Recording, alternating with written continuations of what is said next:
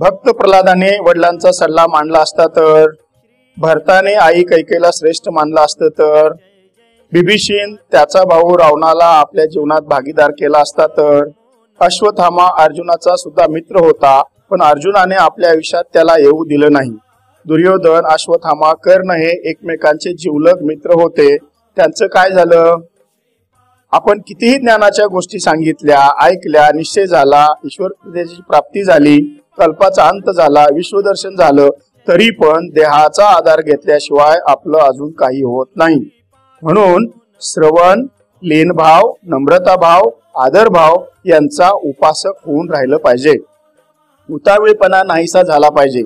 विनियोग चुकला तर ब्रह्मभावाऐवजी विपरीत भाव होऊन सगळं मुसळ केरात असं होतं. ब्रह्मभाव फार नाजूक आणि कोमल आहे, म्हणून सद्गुरु सच्चिदानंद श्रीपाद बाबांचं सतत स्मरण फार महत्वाचं आहे. ते स्मरणच आपल्याला या दिव्य अडचणीतून तारून नेणारे आहे. दिव्य अडचणीतून तारून नेणारे स्मरण, यावर तुमचं चिंतन होतंय का? या महावाक्यातून काही बोध होतोय का? बारीक सूक्ष्म विचार होतोय का? अनुग्रह प्रबोध झाला म्हणजे जन्ममरण टळलं का? अनुग्रह प्रबोध कशासाठी आहे? जन्म मरण टळण्यासाठी. पण जन्म मरण टळण्याच्या स्थितीला जाऊन पोचण्यासाठी अनुग्रह प्रबोध मिळून सुद्धा दिव्य अडचणी येतात. अंतिम सत्यापर्यंत जाऊन पोचेपर्यंत अनेक दिव्य अडचणीतून जावं लागणार आहे. त्या कोणत्या याचा विचार कोण करत नाही. तुमच्याकडून तो विचार होतोय. तुझे प्रयत्न चालू ठेवशील तेव्हा सद्गुरु म्हणतात, भिऊ नकोस, मी तुझ्या पाठीशी आहे.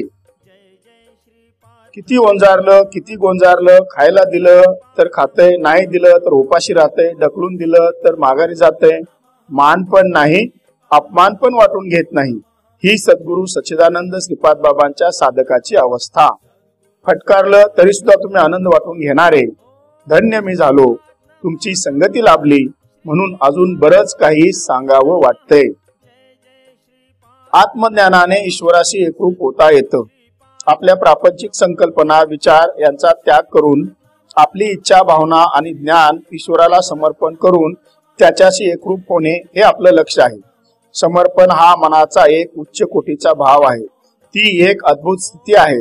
ही स्थिती प्राप्त करून जन्म मरणाच्या पापयोनीतून मुक्त होता येत. अनेक ठिकाणी समर्पित होता येत.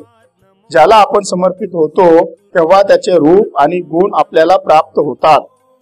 उदाहरणार्थ, कर्ण आणि अश्वत्थामा सज्जन आणि धर्म जाणणारे होते व अर्जुनापेक्षा शूर आणि बुद्धिमान होते, पण त्यांनी आपलं सर्वस्वी समर्पण दुर्योधनाच्या ठिकाणी केलं, म्हणून दुर्योधनासारखे दुष्ट, लोभी आणि स्वार्थी बनून अधर्माच्या बाजूने गेले.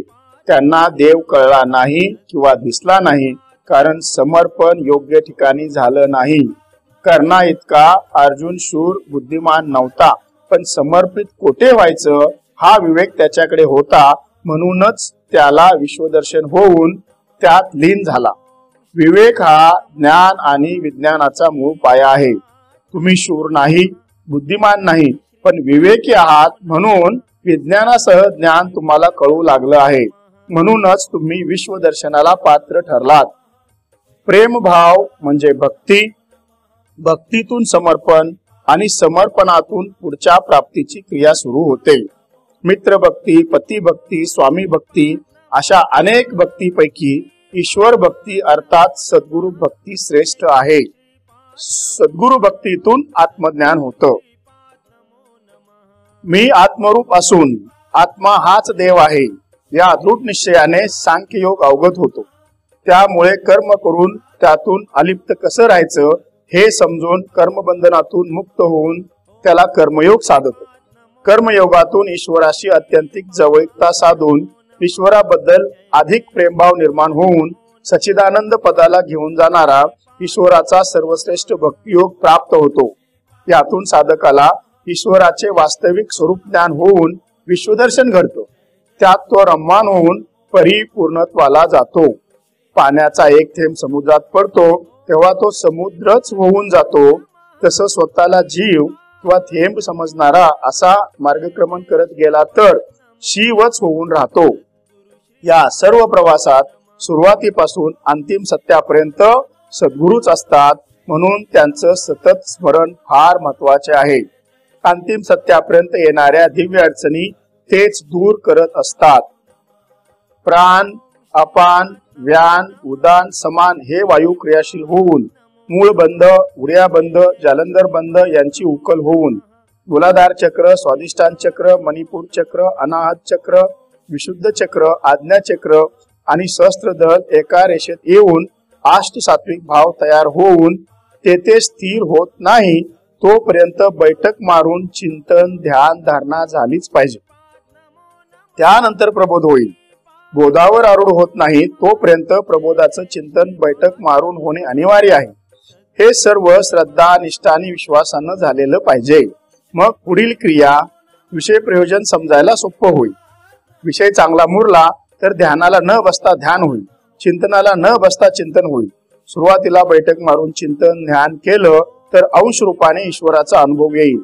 त्यावेळेस विषय प्रयोजन कर्माचा संबंध समजून घ्यायचा. त्यानंतर चांगला विचार, सूक्ष्म विचार करून झाल्यावर भगवत धामाला जाण्याची इच्छा जागृत होईल किंवा निर्माण करावी लागेल. ती इच्छा निर्माण झाली की साधक स्वतःच आपला आपण प्रगतीला लागेल व स्वतःचा उद्धार करून घेईल. तो स्वयंभू बनेल. ईश्वर शक्तीचा अनुभव घेऊन त्यात रममाण व्हायचं आणि भगवत धामाला परत जायचं. कारण आपण भगवत धामातूनच आलोय व परत येथेच जायचं आहे. सूक्ष्म होऊन आलो पण मी आणि माझं अहंकाराने मोठा झालो. अहंकार जसा कमी कमी होत जाईल तसं तुम्ही सूक्ष्म होत जाल. सूक्ष्म होत जाल तसा अनुभव अधिक येत जाईल. शुद्ध ज्ञानमय ईश्वराच्या अधीन असणं ही जीवाची वास्तविक स्वरूपस्थिती आहे हे विसरता कामा नये. हे लक्षात ठेवून इतर विविध कर्मकांडाची पर्वा न करता तुमच्या विचारात भगवत चिंतनाशिवाय काहीच नसावं. तुम्ही भगवंताला परिपूर्णपणे जाणण्याच्या मार्गापासून कधीच वंचित राहू नका. तरच तुमच्यावर भगवत कृपा होऊन तुम्हाला शुद्ध भक्ताच्या संगतीत दिव्य सत्संगाचा लाभ होऊन तुम्ही भगवत भाविक व्हाल. ज्याच्यात भगवत भाव जागृत झाला आहे त्याने मांडलेले विचार परिपूर्ण चिंतनातून शुद्ध होऊन आलेले असतात. असे विचार श्रवण करण्याची संधी क्वचितनाच मिळते. करोडो सिद्ध पुरुषापैकी एखादाच भगवत तत्वाला परिपूर्ण जाणून भगवत भावित होऊन भगवत धामाला जातो. अंतर्यामी परमात्म्याचा साक्षात्कार झाला तरी भगवत भावित झाल्याशिवाय भगवत धामाला जाता येत नाही. आपली भगवत धामाला जाण्याची तयारी चाललेली आहे. त्यासाठी आपले विचार किती परिपूर्ण चिंतनातून आले पाहिजेत.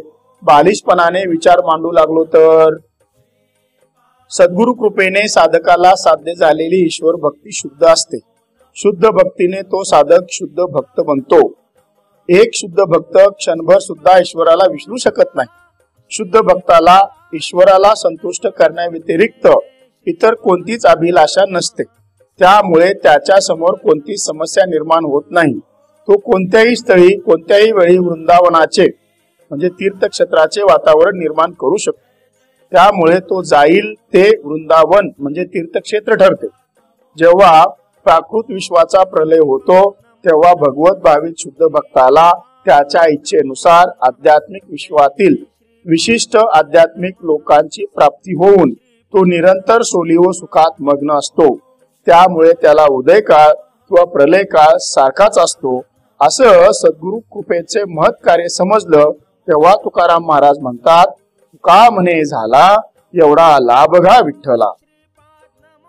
भक्त जितक्या अधिक प्रमाणात सत्संगात येऊन ईश्वराबद्दल श्रवण करतो तेव्हा तो अधिकच भगवत प्रेमात पडतो आणि ईश्वराबद्दल साक्षात्कार होऊन त्याला ईश्वर शक्तीचा प्रत्यय येत राहतो. भगवत भावाने युक्त असलेल्या भक्ताची मनोवृत्ती आणि प्रामाणिकता ईश्वर जाणतो आणि त्यामुळे ईश्वरी विज्ञान जाणण्याची बुद्धी त्याला प्राप्त होते. म्हणून त्याला विश्वदर्शन म्हणजे ब्रह्मदर्शन घडोघडी होत राहतं. आपला सध्या महायज्ञ चालू आहे. त्यात आपल्या योग्य आणि शुद्ध विचारांच्या संविधानचे हवन व्हावे याची काळजी घ्या. यात थोडी जरी चूक झाली तर त्याच्या एकट्यासाठी तो यज्ञ सफल होणार नाही. ज्याच्याकडून दोष घडतील त्यालाच ते भोगावे लागतील. तुमचा यज्ञ सफल होण्याची ही शेवटची वेळ आहे. आता चुकला तर पुन्हा संधी नाही. जय सद्गुरुनाथ.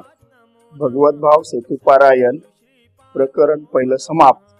कुंडलिक वरदारी विठ्ठल श्री ज्ञानदेव तुकाराम पंढरीनाथ भगवान माऊली ज्ञानेश्वर महाराज सच्चिदानंद श्रीपाद बाबान की जय. सच्चिदानंद रामदास सर्व साधु संतान की जय. अवधूत चिंतनम श्री गुरुदेव दत्त गोपाल कृष्ण भगवान. जय श्रीपाद, जय श्रीराम, जय गोमाता.